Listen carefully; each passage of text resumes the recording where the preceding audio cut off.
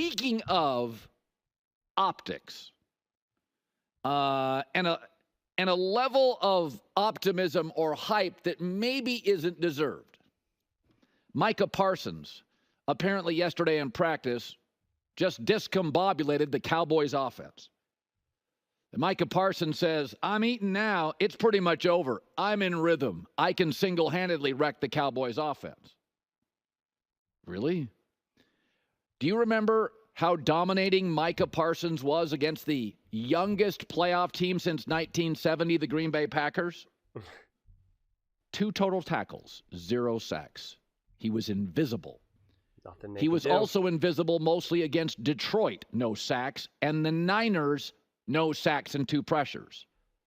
Micah Parsons' 3 worst games of the year last year came against the 3 best teams he faced in the NFC: Detroit, San Francisco, and Green Bay. Didn't do squat. He's talented like Dak. He's not a savior. He's not as powerful as Myles Garrett. He's not as relentless as Bosa for the Niners or T.J. Watt for the Steelers. He's not. He's Aiden Hutchinson of the Lions, a very good player. The difference is he is sold to us like a legend, sort of like the quarterback for the Cowboys. Micah Parsons is productive, very good if you look it up against really bad teams, and then disappears in January. Heard that before? His biggest sack game was against awful Carolina. In fact, half of his sacks came against Washington, the Jets, and Carolina. In 4 playoff games, 1 sack, and often invisible. Disappears in January.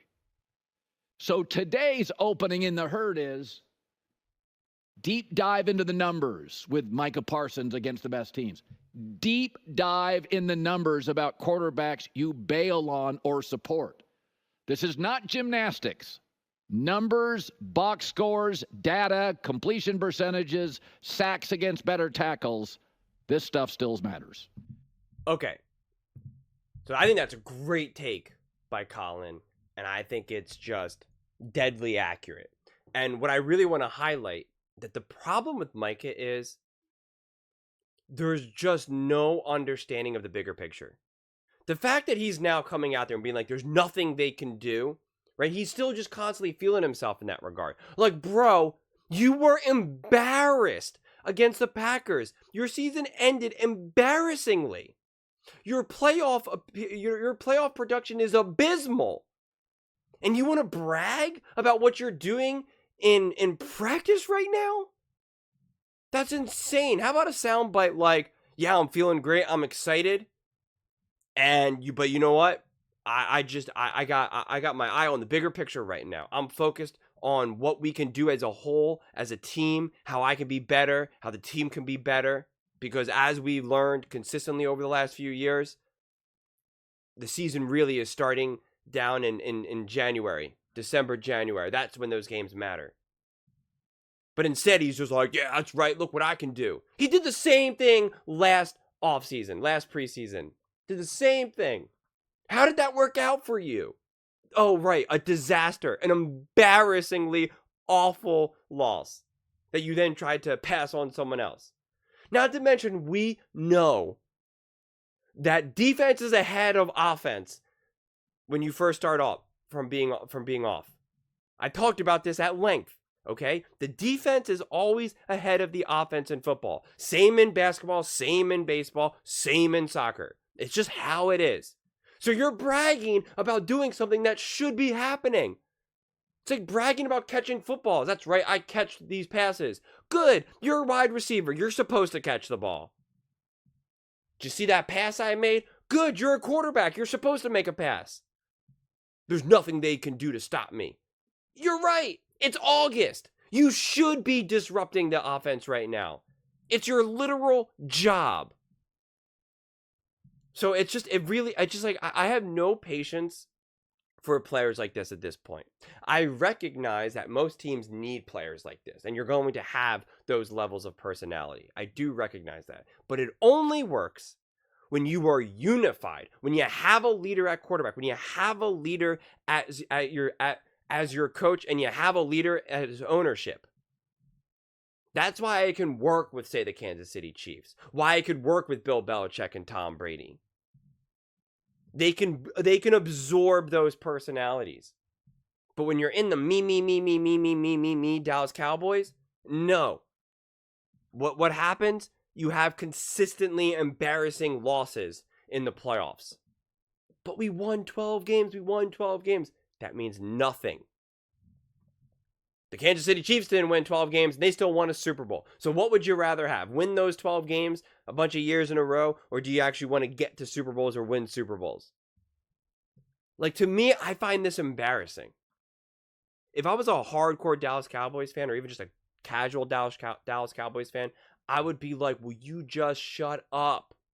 Will you just stop? You're bragging about being able to tie your shoes right now. Congratulations. Let's go look at the film and see what you did against Green Bay. Or do you want to blame Dak for your bad production as well? Because I'm pretty sure you got embarrassed. Do we want to talk about how Dak was able to feast on the bad teams last year, and that's why his stats were juiced? Do we want to do the same thing for you as well, as kind of Colin, highlighted? Very subtly, not so subtly. So it just doesn't make sense.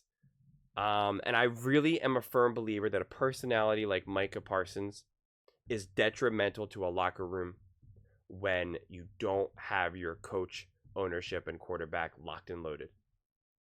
When you don't have that trifecta, having a voice like Micah is actually more detrimental. Yes, he's a great player. Yes, he can ball out. Do I believe that he can't handle the playoffs? Do I believe that he's just destined to not be a good player in the playoffs? No, I do not.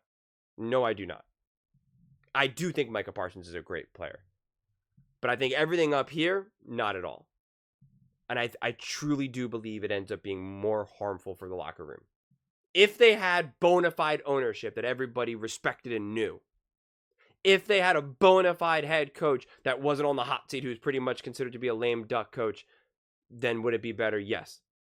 If they had a quarterback who they were actually confident that they were going to pay, and they're not going to be like, I don't know, are you good? Are you not? Here's another prove it year.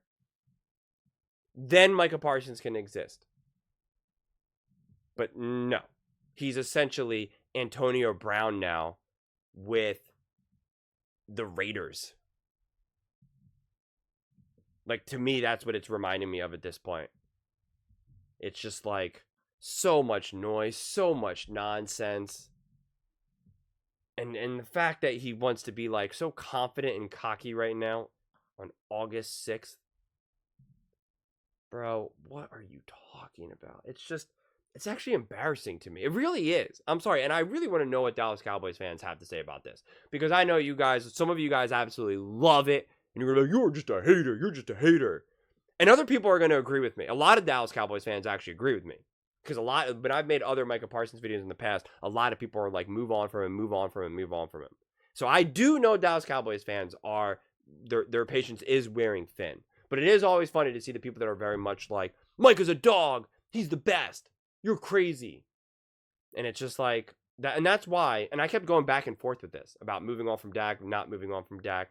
But at the end of the day, I would absolutely pick Dak over Micah. Because I trust Dak to be a professional. Do I think Micah's better at his position than Dak is at his? Without a doubt. But Dak does everything else better. And at this point, I would really be... If I felt confident in my coach and my quarterback, then I could make maybe a more... a different decision with Micah. But since I don't have that, I feel like, you know what, let's move on from Micah.